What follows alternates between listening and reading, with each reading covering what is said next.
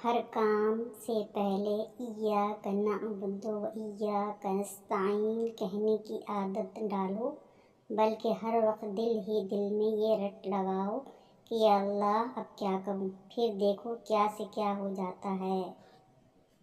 استخارہ کی مختصر آسان دعا۔ استخارہ کرنے کے بعد ندامت نہیں ہوتی۔ میں چھوٹا سا استخارہ کرتی ہوں نماز کے بعد یا سوتے وقت۔ اللہم اغفر لی واغفر لی 11 مرتبہ پڑھ لینا چاہیے، یہ حدیث میں آیا ہے۔ پریشانی کے وقت کا وظیفہ۔ اگر کوئی سخت مرض یا پریشانی ہو تو 500 مرتبہ یا ارحم الراحمین پڑھ کر دعا کرنی چاہیے۔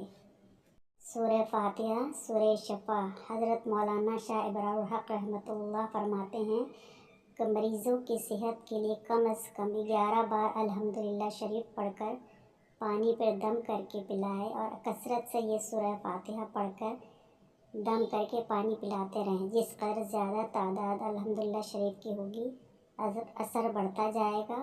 مریضوں کو اس عمل سے بہت جلد حق تعالیٰ کی رحمت سے شفا ہوتی ہے۔ حصول اولاد کے لیے وظیفہ۔ جس کی اولاد نہ ہوتی ہو تو یہ عمل بطور تدبیر کر لے۔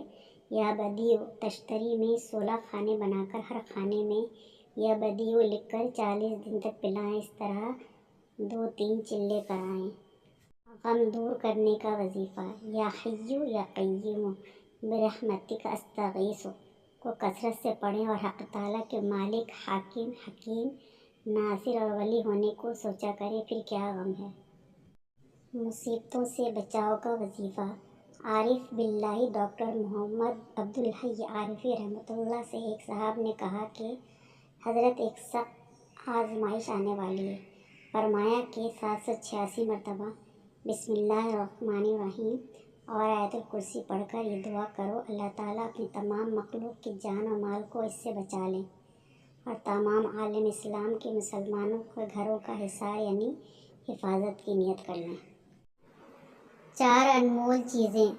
حضرت امام شافعی رحمۃ اللہ فرماتے ہیں 4 چیزیں عقل کو بڑھاتی ہیں: فضول کلام سے پرہیز کرنا، دانت صاف رکھنا، صالحین کی مجلس میں بیٹھنا اور علماء کرام کی صحبت اختیار کرنا۔ 4 چیزیں بدن میں قوت پیدا کرتی ہیں: گوشت کھانا، خوشبو سونگھنا، کثرت سے غسل کرنا اور سوتی کپڑا پہننا۔ 4 چیزیں نظر کو تیز کرتی ہیں: خانہ کعبہ کی زیارت کرنا، سوتے وقت سرما لگانا، سبزہ زار کو دیکھنا اور صاف ستھری جگہ بیٹھنا۔